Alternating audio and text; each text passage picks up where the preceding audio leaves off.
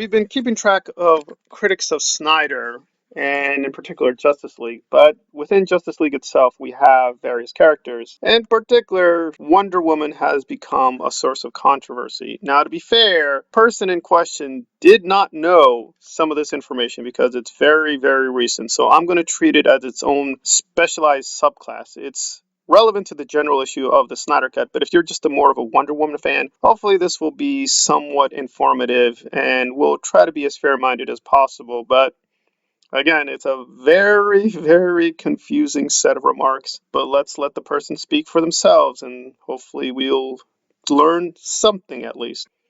Why is Wonder Woman looking like she's seen the fucking bus roll in? This is Darkseid, woman. This is the future you are most terrified of. The war that you were warning people about. Can you please, for once in your screen time, look like you care? Kal-El, no! That was a fucking retake, by the way. Kal-El, no! Gal Gadot's acting is such a meme that they tried to fix this particular reading with a re-recording and it still sounds like ass. Kal-El! I guess we're going to say several things. One is that you're saying Gal Gadot is a terrible actress. A very contested subject given what Gal Gadot has told us, that namely, now to be fair, okay, she said before that Joss merely said something to her which was offensive. She didn't specify.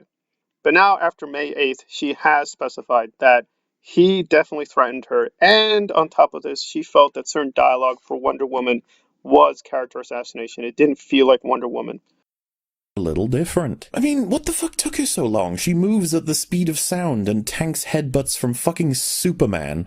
Wonder Woman is no longer just a rapist, she's a psychopath. Congratulations. Her characterization in this movie is fucking embarrassing. When looking strictly at her actions, she's joined the ranks of some of the most reckless heroes. Heroes that are in the job for the appreciation, but scenes that are specific for telling us who she is are essentially non-existent. I lost someone I loved once. No, you lost him twice. I shut myself off from everyone. No, you continued saving people for years and you rescued the planet from destruction thanks to wishes going awry. My goodness, thanks for respecting continuity there, Zach. Or Patty. You guys can figure that out. I've killed things from other worlds before. No, you haven't. Okay, as an alternative, how about she has a scene where she explains her shame in failing to step up as a leader because she believes that Steve's death is just one example of the many to come when she begins to tell people to put their lives on the line for a cause.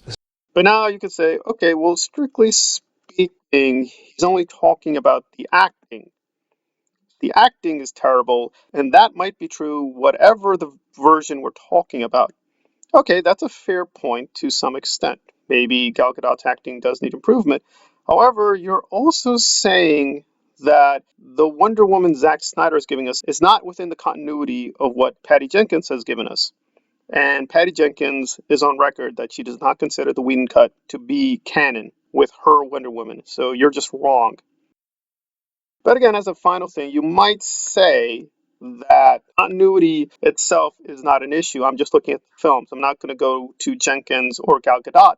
But you are. You're not saying that Wonder Woman's a bad actress. You're saying Gal Gadot's a bad actress. And on top of this, that Wonder Woman's a rapist, and that Jenkins turned Wonder Woman into a rapist. This is very confusing because even if the Snyder version was out of continuity, wouldn't that be a good thing? Or do you want Wonder Woman to be maintained as a rapist? Also, you never explain why she's a rapist. Supposedly, this is just an objective fact about Wonder Woman. Jenkins' Wonder Woman is a rapist, even without any evidence or argumentation. Okay, that's pretty weird. Okay, so at most, this is not strictly a contradiction, but it is very confusing. But as we go further, it's going to sound really, really, really crazy. So, she returns right as he shoots the gun. Was she waiting to look awesome as she saves people, or did she really only turn up 1 second earlier than needed? In which case, lucky as fuck this guy ran out of bullets and took exactly as long as he did to reload, or things might have gone a little different. I mean, what the fuck took her so long? She moved well. Remember Wonder Woman's theme? The thing they play when she's about to commit a war crime?